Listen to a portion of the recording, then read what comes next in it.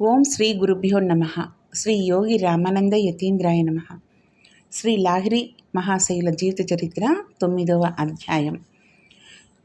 ఇందులో యోగ సాధన రహస్యం గురించి తెలుసుకుందాం. చుట్టూ అనేక మంది భక్తులు పరివేష్టించి ఉండగా మహాగురువులు కూర్చొని ఉపదేశం చేస్తున్నారు. ఒక భక్తుడు జిజ్ఞాస కనబరుస్తూ ఇలా అడిగాడు: తల్లిదండ్రులను, దగ్గరున్న గురుజనులను కాక నమస్కరించవలసింది ఇంకా ఎవరికండి? ఎవరికి నమస్కరించడం ఉచితము? నమస్కారం అందుకోవడానికి ఎవరెవరు అర్హులు అని అడిగాడు. దానికి యోగిరాజులు ఇలా అన్నారు: తల్లిదండ్రులు శ్రేష్టమైన గురువులు, వారు తప్పనిసరిగా ప్రణామం అందుకోవలసిన వారు. వీరు కాక తక్కిన వారిని గురించి మనువు ఇలా చెప్పారు.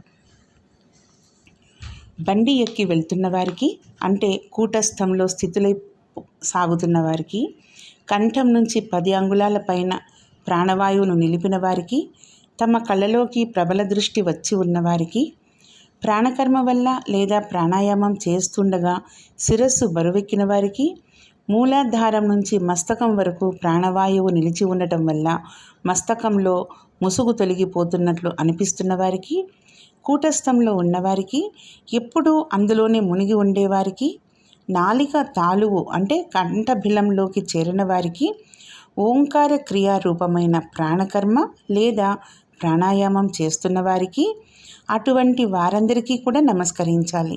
వీరిలో ఎవరైనా ఎదురుపడ్డప్పుడు వారికి దారి వదలడం ఉచితమైన పని. అలాంటి వ్యక్తులకు ఎదురుగా కూర్చోరాదు. ఈ విషయంలో మనవు ఇలా చెప్పారు. ఈ ముగ్గురు ఒకచోట కూడినప్పుడు వారిలో నాలిక తాలువులోకి చేరినవారు, కూటస్థంలో మునిగి ఉన్నవారు, వీరిద్దరూ శ్రేష్ఠ వ్యక్తులు. మళ్ళీ వీరిలో ఎప్పుడూ కూటస్థంలో మునిగి ఉన్నవారు శ్రేష్ఠులు. ఇందుకే వీరందరితోనూ వైర విరోధాలు పెట్టుకోరాదు. వయస్సులో చిన్నవారైనప్పటికీ కూడా ఈ విధమైన వ్యక్తులకు యథోచితమైన గౌరవాన్ని ఇవ్వాలి. ఒక భక్తుడు ఇలా అడిగాడు: మన దేశంలో మహానుభావులకి లోటే లేదు. చాలామంది మహాత్ములై కూర్చున్నారు. అలాంటి పరిస్థితుల్లో మహాత్ముల్ని గుర్తుపట్టడానికి సహజమైన ఉపాయం ఏమిటి? అంతేకాకుండా ఎలాంటి వ్యక్తి దగ్గర ధర్మ సంబంధమైన ఉపదేశం పొందగలం, లేదా ధర్మ సంబంధమైన ఉపదేశం ఇవ్వడానికి తగిన వ్యక్తి ఎవరు అని అడిగాడు. అప్పుడు యోగిరాజులు ఇలా అన్నారు: ఇంతకుముందు మనము ముచ్చటించుకున్న వ్యక్తులందరినీ ధర్మోపదేశకులని తెలుసుకోవాలి. నాలిక తాలువులోకి చేరిన వ్యక్తినే సహజ ఉపాయం ద్వారా మహాత్ముడని గుర్తుపట్టాలి. ఆత్మధర్మమే స్వధర్మం. ఆ స్వధర్మ సంబంధంగా ఉపదేశం చేసేవాడు క్రియా సాధన నిమిత్తం, అంటే స్వధర్మం కోసం శాసించేవాడు పిల్లవాడే అయినప్పటికీ కూడా అతన్ని తండ్రి లాంటి వాడని తెలుసుకోవాలి. ఇందువల్లే క్రియాయోగోపదేశం ఇచ్చేవారిని, శిక్షణ ఇచ్చేవారిని తండ్రితో సమానులని తెలుసుకోవాలి.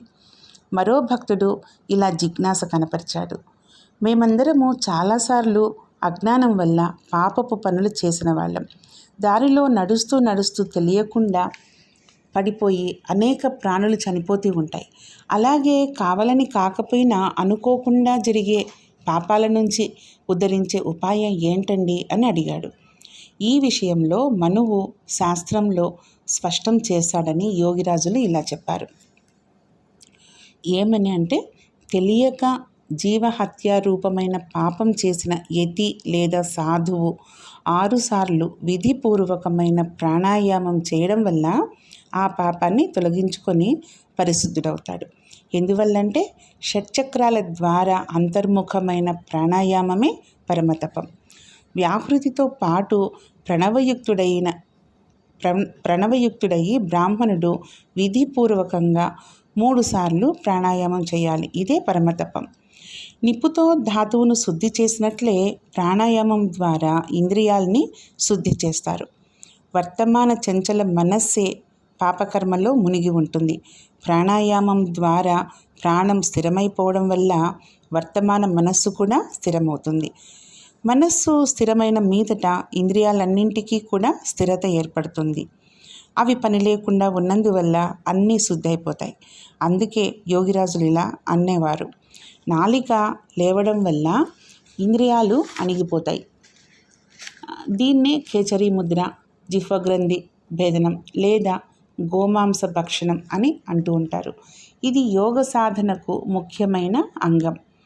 శాస్త్రాల్లో ఎన్నడూ కూడా ఆవు దూడను యజ్ఞాహుతి తర్వాత తినమని రాయలేదు. కానీ పైకి మాత్రం అలాగే అనిపిస్తుంది. దాని రహస్యం వేరే ఉంది. యజ్ఞము యథార్థ స్వరూపం ప్రాణయజ్ఞం. అంటే ప్రాణాయామం ద్వారా చంచల ప్రాణాన్ని స్థిర ప్రాణంలో ఆహుతి చేయడం లేదా దాంట్లో లయం చేయడం. ఈ ప్రాణయజ్ఞమే ప్రకృత లేదా వాస్తవిక యజ్ఞం. ఈ యజ్ఞం చేయడంలో గోమాంస భక్షణం చేయవలసి వస్తుంది. తంత్రశాస్త్రంలో గోవు అంటే నాలిక. ఈ సందర్భంలో హఠప్రదీపిక శ్లోకం ఒకటి చూడండి. అంటే ప్రతిరోజు గోమాంస భక్షణం చేసేవాళ్ళు చంద్రుడి నుంచి స్రవించే అమృతాన్ని లేదా అమరవారుణిని తాగేవాళ్ళు మాత్రమే కులీనులు, తక్కిన వాళ్ళు కులఘాతకులు. గోశబ్దానికి నాలిక అని అర్థం. అది తాలువులోకి అంటే కంఠ బిలంలోకి ప్రవేశించడమే గోమాంస భక్షణం. ఈ గోమాంస భక్షణ వల్ల మహాపాతకుడికి కూడా పాప విముక్తి కలుగుతుంది. దీన్నే ఉద్దేశించి వైష్ణవ శాస్త్రంలో గోమాంస భక్షణను గురించి చర్చించారు. అంటే ఈ ప్రకారంగా గోభజనం చేయడం మహాపుణ్యం. పత్ని సహితంగా అన్ని విషయాల పట్ల ఆసక్తి దూరమైపోతుంది. చంచల ప్రాణమే గురువు. దాన్ని హత్య చేసినప్పుడు అంటే దాన్ని స్థిర ప్రాణంలో లయం చేసినప్పుడు స్వర్గవాస ప్రాప్తి లేదా ఆనందలోక ప్రాప్తి కలుగుతుంది. ఈ ప్రకారంగా హరిని అంటే భగవంతుణ్ణి ఉపాసించే వారికి సర్వనాశనం కలుగుతుంది. అంటే ఏ ఇంద్రియాల ద్వారా జీవుడు విషయ వాంఛలు తీర్చుకుంటాడో అవి పనిలేనివవుతాయి. హరి అంటే స్థిర ప్రాణమే. అప్పుడు సాధకుడి ఇంద్రియోన్ముఖమైన వృత్తులన్నింటినీ హరించేస్తాడు, వాటిని నాశనం చేస్తాడు. ప్రాచీన కాలంలో ఋషులందరూ ఈ విధమైన ప్రతీకాత్మక గోమాంసం భక్షణం చేస్తుండేవారు. శాస్త్ర ప్రణేతలందరూ జీవుల్లో ఈశ్వరుణ్ణి దర్శిస్తూ ఉండేవారు. జీవహత్యను వారు మహాపాపంగా భావించేవారు. జీవహత్య చేయవద్దని ఉపదేశిస్తూ ఉండేవారు. ఋషిగణము జీవులన్నింటిలో ఈశ్వరుణ్ణి ప్రత్యక్ష దర్శనం చేసుకుంటూ ఏ జీవిని చంపమని చెప్పలేకపోయేవారు. ఎందుకంటే వారు అహింసా పక్షపాతం ఉన్నవారు కాబట్టి. అహింసే వారి జీవనానికి మౌలిక నేపథ్యం. శాస్త్రకర్తలు ప్రతీకాత్మక భాషలో సంకేతాల ద్వారా బింబాల ద్వారానే అన్నీ వ్యక్తం చేశారు. కానీ ఈ రోజుల్లో అవి అన్నీ బాహ్యమైన వ్యావహారికమైన అర్థాలతో ముడిపడిపోయాయి. యోగిరాజులు యోగ సాధనలో శిక్షణ ఇచ్చేటప్పుడు భక్తులందరికీ చెప్పేవారు. ఏమని?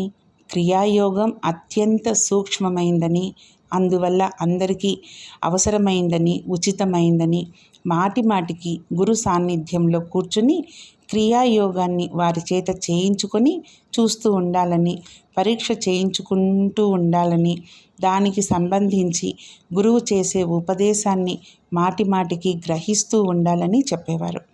లేకపోతే సూక్ష్మమైన క్రియాయోగాన్ని మొట్టమొదటే అర్థం చేసుకోవడం అందరికీ అసౌకర్యంగానే ఉంటుంది. పైగా మరుపు కూడా రావచ్చు.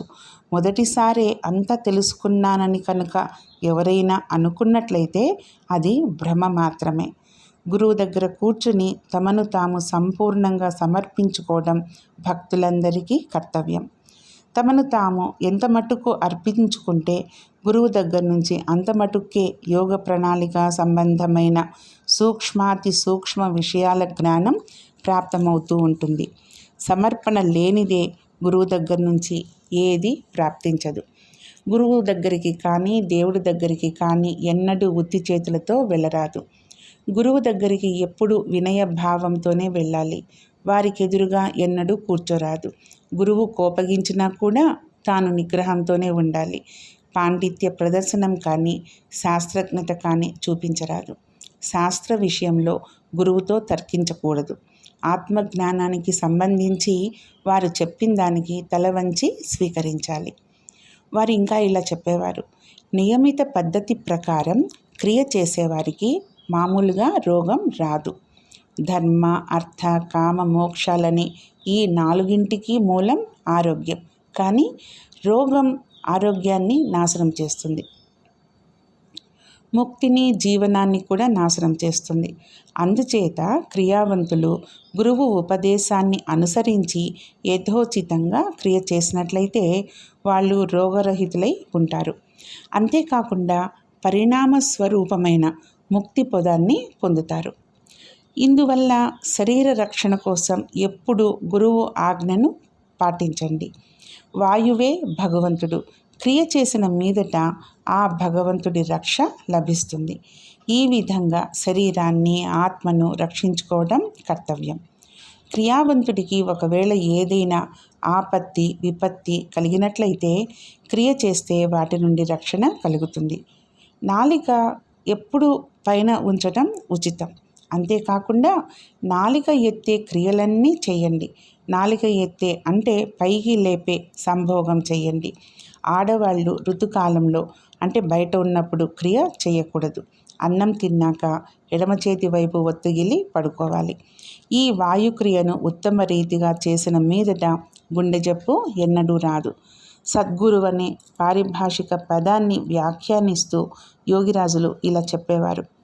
గు శబ్దానికి చీకటి అనే అర్థం.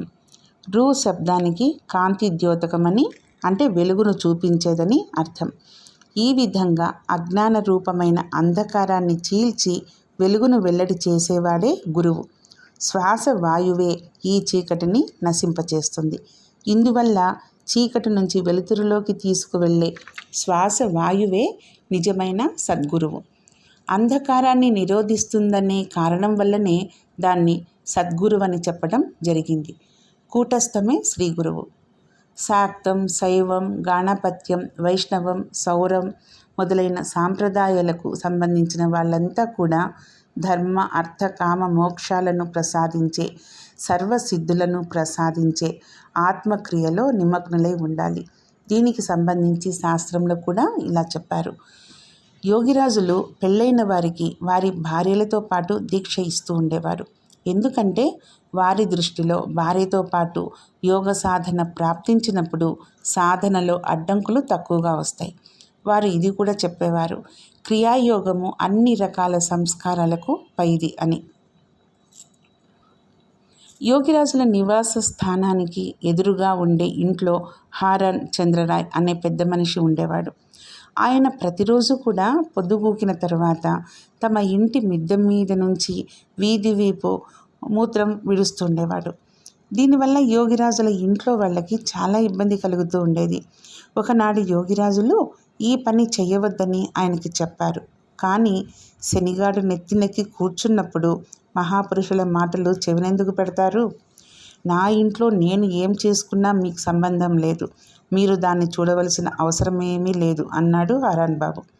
అంతేకాకుండా కొన్ని బూతు మాటలు కూడా ప్రయోగించాడు. ఈ మాటలు వినేసరికి యోగిరాజులకు ఎంతో దుఃఖం కలిగింది. ఆయన మాటలకు జవాబు చెప్పకుండా యోగిరాజులు ఆ మర్నాడు ఆ వైపు ఒక గోడను లేపాడు. కొన్నాళ్ళకి హారన్ బాబు అకస్మాత్తుగా చనిపోయాడు.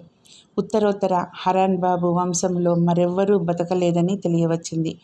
మనువు ఇలా అన్నాడు, అంటే ఒక వ్యక్తి నిస్పృహ భావంతో పరమాత్మ చింతనతో నిండిపోయి నిశ్చింతుడయ్యి సుఖమనే నిద్రలో ఉన్నప్పుడు, అంటే స్థిరత్వాన్ని తెలుసుకొని భూమి మీద సుఖంగా సంచరిస్తున్నప్పుడు అలాంటి వ్యక్తిని అవమానించేవాడు వినాశం చెందుతాడు. మానవమానాలకు అతీతంగా ఉండే వ్యక్తి ఈశ్వర కృప మీదనే నిర్భరుడయి జీవనం చేస్తూ ఉంటాడు. అతని మంచి చెడ్డలన్నింటినీ ఈశ్వరుడే చూస్తూ ఉంటాడు. కాబట్టి అలాంటి వ్యక్తిని ఎవరైనా అవమానం చేసినట్లయితే లేదా అతనికి ఏ విధమైన హాని అయినా చేసినట్లయితే ఈశ్వరుడే శిక్ష విధిస్తాడు. భగవంతుడే దుష్టుల్ని శిక్షిస్తాడు, శిష్టుల్ని రక్షిస్తాడు. ఇందువల్లే యోగిరాజులు భగవంతుణ్ణి ఎప్పుడూ ధ్యానం చేస్తూ ఉండేవాడి పనిని ఆయనే చేస్తాడు అని భక్తులకు చెబుతూ ఉండేవారు. మరికొంత భాగాన్ని రేపు తెలుసుకుందాం. ఓం శ్రీ గురుభ్యో నమః.